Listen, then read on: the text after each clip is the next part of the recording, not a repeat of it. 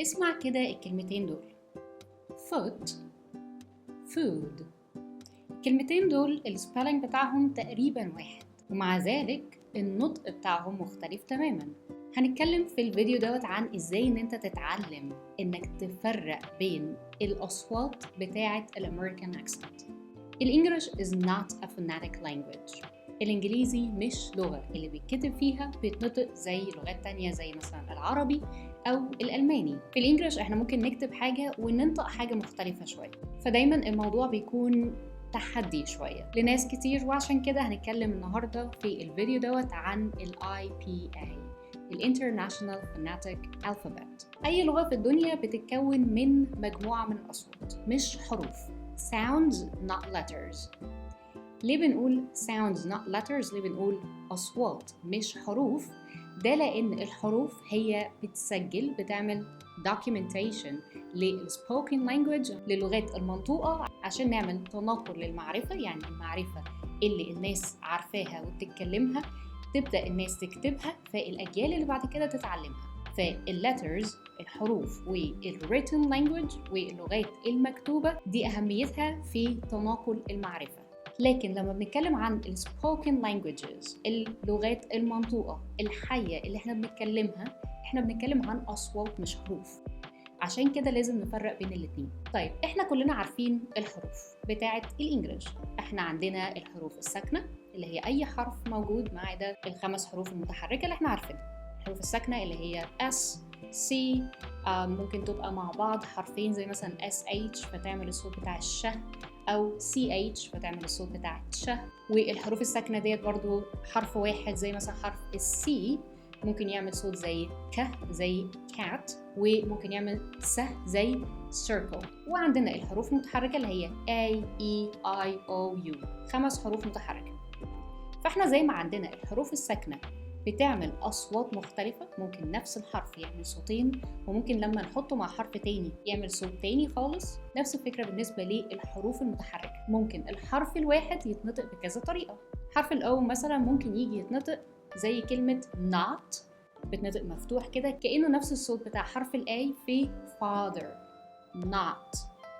opportunity، فأوقات بيتنطق حرف الأو بطريقة مفتوحة كده، وفي نفس الوقت ممكن نفس الحرف دوت يتنطق بطريقة تانية زي مثلا كلمة opinion رأي. حرف الأو هنا اتنطق زي بالظبط حرف الآي في كلمة about opinion about. فبالتالي احنا عندنا حروف ساكنة consonant letters، وحروف متحركة vowel letters، وعندنا أصوات ساكنة consonant sounds، وأصوات متحركة vowel sounds. وزي ما قلنا برضو إن الحروف الساكنة زي CH ننطقها ش، والSH ننطقها ش، ممكن حرفين مع بعض يتنطقوا بصورة مختلفة عن كل واحد لوحده. نفس الفكرة بالنسبة للأصوات المتحركة، ممكن يبقى في أصوات متحركة هي صوت منفرد زي كلمة about وopinion، وممكن يبقى ما يسمى بالديفثونج. الديفثونج اللي هي صوتين متحركين مع بعض زي كلمة boy، الصوت بتاعها oy. ده عبارة عن صوتين متحركين مش صوت واحد. لما بنتكلم عن مخارج الألفاظ احنا بنحتاج ان احنا نتعلم ونبقى واعيين بالأجزاء اللي احنا بنستخدمها علشان نطلع الأصوات ديت بصورة مظبوطة. فاحنا لما بنتدرب على الأمريكان أكسنت احنا بنستعمل انهي اجزاء بالظبط في جسمنا علشان نقدر نطلع الاصوات مظبوطه. اول حاجه هي التونج، اللسان. التونج بنركز معاه على البوزيشن، على الوضع بتاعه، والموفمنت، على الحركه بتاعته. التيث، الاسنان، عندنا upper teeth و lower teeth. عندنا الليبس، الشفايف، هل هي rounded زي كلمه law، و stretched او pulled back زي كلمه ask. عندنا كمان الجا، وهنا بنركز على قد ايه احنا بندروب او بنفتح الجا الفك زي كلمة father opportunity pause. آخر حاجة هي الفوكال كوردز، هنا الأحبال الصوتية، هل في vibration ولا لا؟ بنحط ايدينا هنا وبنقول صوت زي الصوت بتاع حرف الأف، بيكون هنا مفيش vibration، فده بيتسمى voiceless sound. لكن لو حطينا ايدينا هنا وعملنا صوت حرف ال V اللي هو فمع ال V بيكون في vibration. في الحالة دي بتسمى voiced sound. معنى كل ده ايه؟ معناه ان النطق هو حاجة physical، حاجة احنا بنحتاج ان احنا نمرن نفسنا عليها، مش mental activity. ده مش math انت بتعمله، دي حاجة انت بتحتاج ان انت بالفعل تتمرن عليها، زيها زي السواقة. النطق بتاعك للكنة الأمريكية بيحتاج تدريب physical، بيحتاج تدريب فعلي، وتحتاج ان انت فعلا تمرن مخارج الالفاظ بتاعتك وتشوف ان انت بتنطق ازاي. ممكن تستخدم مراية تشوف انت الفك بتاعك وضعه ايه، اللسان، هل انت طلعت لسانك في اصوات زي TH لما بنقول او ذا ولا لا. انت لازم تطلع لسانك ولازم تشوف لسانك في المراية وانت بتتدرب على الاصوات دي. كل ده بيفرق معاك لما بتيجي تتعلم اللغة، علشان بتتعلمها بصورة يعني مش بس هي بتبقى لطيفة وخفيفة على الودان للي بيسمعك، لكن كمان انت بتوري اللي قدامك ان انت شخص متعلم بعمق.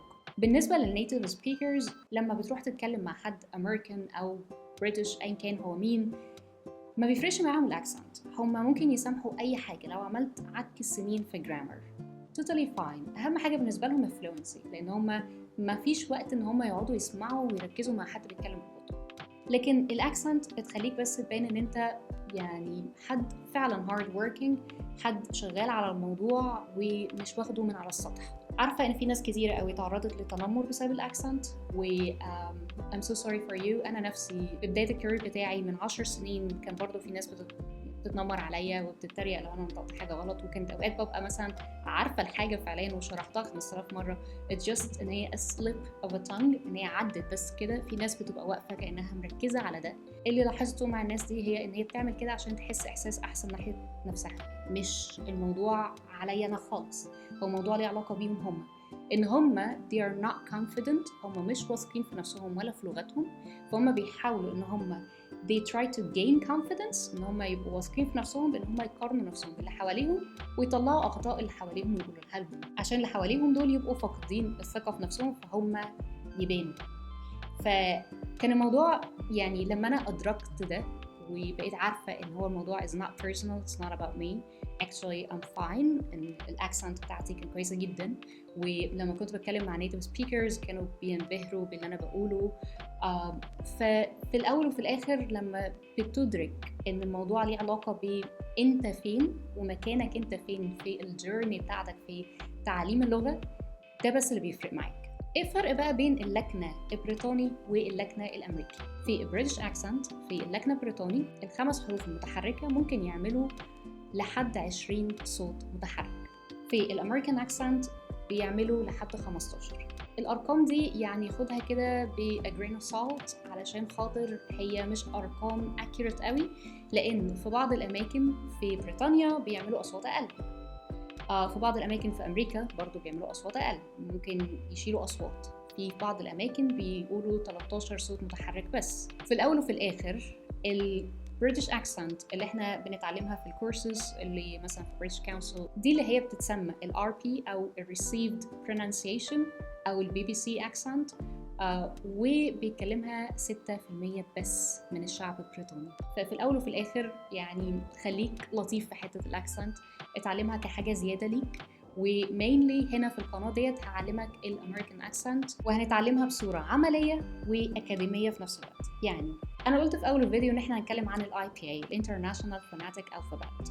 الانترناشونال فوناتيك الفابت دي اللي هي بتكون عبارة عن رموز للأصوات دي بتاعة الإنجليش، اللي هي vowel sounds أو consonant sounds، الأصوات المتحركة أو الأصوات الساكنة. فبيكون عندنا مجموعة من الرموز دي، شوية تبان إن هي أكاديمية، لكن بتبقى مهمة إنك تبقى لو مش هتتعلمها تبقى familiar بيها. ليه؟ أوقات كتيرة قوي بنتحط في مواقف أنت محتاج تعرف فيها نطق الكلمة إزاي من غير ما تسمع. مثلا انت مستني انترفيو لشغل وفكرت في كلمه انت عايز تقولها في الانترفيو ومش عارف النطق بتاعها ازاي، وما ينفعش ان انت تطلع التليفون وتسمع النطق بتاعها. I'd still recommend، يعني انا برشح دايما ان انت لما تيجي تتعلم كلمات جديده اسمعها، بس لو انت في موقف انت مش عارف تسمع فيه الكلمه يبقى مهم قوي انك تشوف الترانسكريبشن بتاعها، وبناء عليه تقدر تنطق الكلام صح. اوقات تانية كمان بيبقى فيه خلاف بين اتنين اصحاب على كلمة النطق بتاعها ازاي. انا وقعت في المواقف دي كتير قوي. المرجع هو قاموس dictionary، بنشوف فيه الترانسكريبشن بتاعها. اوقات تانية بيكون فيه كلمات النطق بتاعها بيختلف اذا كانت verb او noun، زي كلمة present و present، هي نفس الكلمة بس النطق بتاعها مختلف. في الترانسكريبشن بتاع الكلمات في الديكشنري هتلاقي علامة بتبين الستريس فين، لأن هنا الفرق بين الكلمتين هو الستريس. ايه الستريس ده؟ اللي هو ان انت بتركز او بتنطق انهي جزء من الكلمة اطول شوية، زي ما قلنا present noun و present، فاحنا ركزنا هنا على الجزء التاني، فبيبقى في علامة بتبين الستريس مكانه فين. فبالتالي انت لما تبقى واخد على الاي بي اي، واخد على الرموز، واخد على ازاي ان انت تقرا وتفهم الستريس بتاع الكلمات فين، انت النطق بتاعك واللغه بتاعتك هتبقى في مكان احسن بكتير قوي من ان انت بس تاخد الموضوع بصوره باسيف او تاخد الموضوع بصوره سطحيه. بكده نكون خلصنا الفيديو ده. ما تنسوش تعملوا سبسكرايب ولايك وشير، ولو عندكم اي كومنتس اكتبوها وهرد عليكم في اقرب وقت، او لو حاجه مش سهله ان احنا نتكلم فيها هنعمل عنها فيديوز. Thank you for watching and see you next time.